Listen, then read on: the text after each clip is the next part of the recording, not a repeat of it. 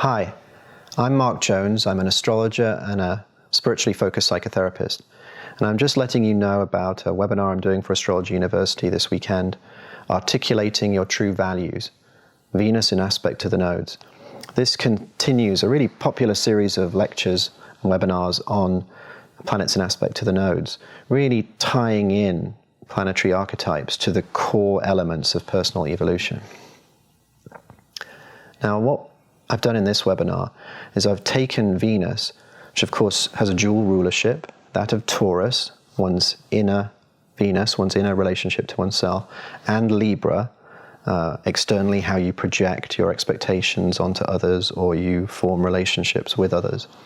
And I've explored this through a series of historical examples of people that have it in core placements, conjunct, square, inconjunct and trine, the nodes of the moon. Really, these webinars, they take years of research conducted with myself and my researcher Patrick Graham, an independent astrologer. And we have conducted now a research of hundreds and hundreds of charts in order to create a sense of the efficacy of astrology, so that we're not just talking to you about Venus conjunct the South Node, for example, based on a handful of charts we've looked at. We've looked at tens and tens of charts with that, in some cases with some aspects maybe even hundreds. And what we're doing in these webinars is we're cherry-picking certain examples to show you principles of what we've learned from studying so many charts.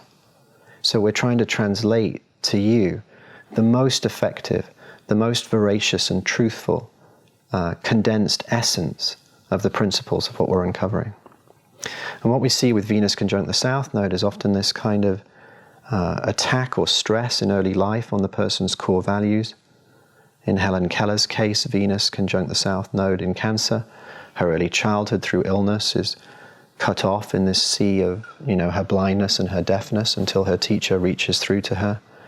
In the case of Joseph Beuys, Venus in Aries on the South Node, he has this horrific plane crash. He's brought back to life by the Tatar people.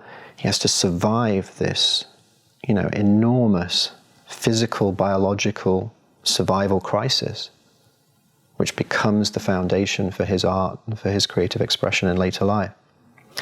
And what we see in certain examples with Venus conjunct the North Node is an interesting contrast. Queen Victoria with Venus in Aries on the North Node, she loses her beloved Prince Albert at midlife, and her whole life is, cut into two sections. Her early life and the joy of her family and then being with him, and her later life where she dresses entirely in black and never forgets the grief of his loss as she's pushed into Venus in Aries on the North Node. From her point of view, this enforced separation, individuation.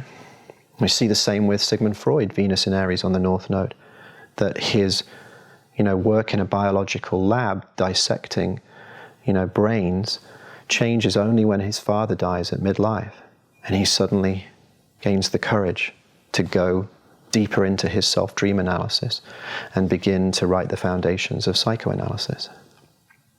So the nodes show us these points of stress and development right at the core of personal evolution. And when we offer a webinar like this, my researcher and I summarized their key interplay through so many examples that we create this rich picture of how the nodes work and how planets work in aspect to the nodes. I do hope you'll join us for this latest installment. It'd be great to see you there. All the very best.